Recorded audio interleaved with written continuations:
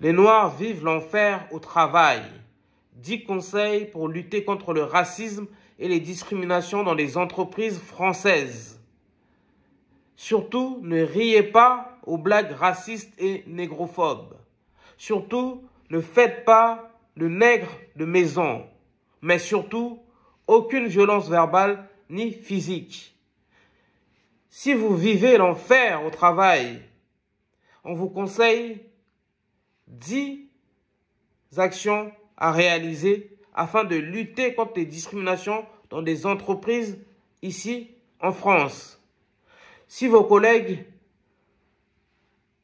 ne vous disent pas bonjour le matin, si vos collègues vous ignorent et ne vous parlent jamais, si vos collègues ne vous aident pas au travail, si vos collègues parlent derrière votre dos et font des blagues racistes, voire négrophobes, et enfin, si vos collègues tentent de vous faire virer de l'entreprise, on vous conseille 10 actions à entreprendre pour lutter contre ces discriminations au travail. Donc, on va commencer d'abord. Premier conseil, il faut faire l'autruche à court terme.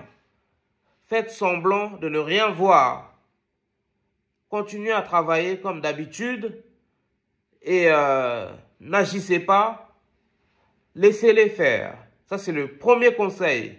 Le deuxième conseil, c'est continuer à exceller dans votre travail, à donner le meilleur de vous-même, à travailler 2 fois plus, voire 3 fois plus que les autres.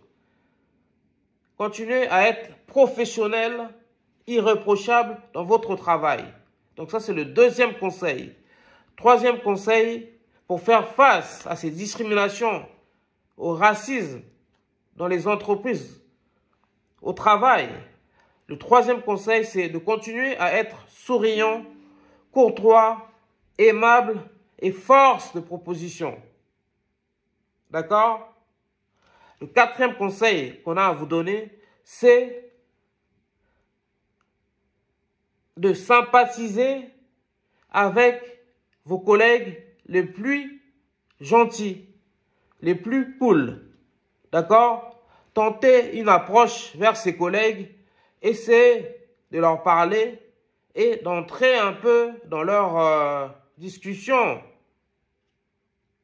Mais le cinquième conseil, si ces racismes et ces discriminations se poursuivent, tentez de comprendre en fait qu'est-ce qui motive vos collègues à vous discriminer. Qu'est-ce qui les pousse à faire des blagues racistes? Qu'est-ce qui les pousse à vous mettre à l'écart? Donc, essayez de comprendre le pourquoi du comment de ces injustices. Et le sixième conseil qu'on a à vous donner, si ces discriminations se poursuivent, si ces injustices ne s'arrêtent pas, si vos collègues continuent toujours de vous discriminer et d'être racistes, c'est de crever l'abcès. Identifiez les leaders parmi vos collègues, identifiez les personnes qui dominent dans le groupe, allez les voir et essayez de crever l'abcès, de leur demander qu'est-ce qui ne va pas, s'il y a quelque chose à changer, pourquoi leur comportement. Mais si votre approche ne marche toujours pas, on vous conseille de tenter de trouver une solution qui arrange toutes les parties, qui arrange aussi bien vos collègues et qui vous arrange aussi. Donc, essayez de trouver une solution gagnant-gagnant. Mais si néanmoins, votre tentative de discussion ne marche pas, si néanmoins la solution que vous trouvez ne fonctionne pas, et si malgré tout vos collègues continuent à se comporter de la sorte, à être racistes, à vous discriminer, moi je vous conseille d'imposer le respect. Le huitième conseil, c'est imposer le respect, mettre le point sur les i, les barres sur les t. Montrez-leur que vous n'allez pas vous laisser faire. Montre-leur que vous n'êtes pas une victime. Imposez-vous sans violence verbale ni physique. Mais montre-leur que vous ne justifiez pas de ces discriminations, de ce racisme, et que vous n'allez pas laisser faire les choses. Et s'ils continuent, quand même, vous alliez voir votre N+1. Et on en vient au 9e conseil, c'est justement, si malgré tout, les choses ne changent pas, d'aller en parler avec votre responsable.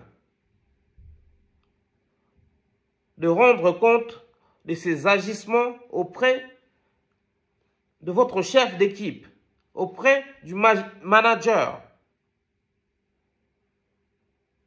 Et en 10e conseil, on vous conseille de vous remettre en question, de voir ce qui va ou ce qui ne va pas avec votre comportement, de changer peut-être d'attitude et d'être plus indulgent avec vos collègues et de vous demander si vous êtes compétent ou non.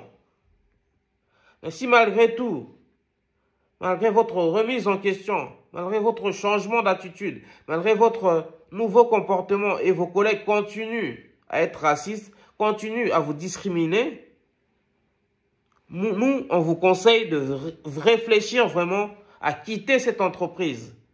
D'accord? Parce que ça ne sert à rien de rester dans une entreprise où on ne sait pas apprécier vos compétences, où il ne fait pas bon vivre, pardon.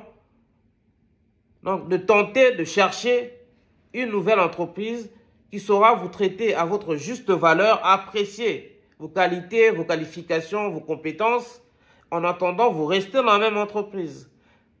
Mais si malgré tout, vous ne trouvez pas ailleurs, nous, on vous conseille d'essayer de demander une rupture conventionnelle à votre patron.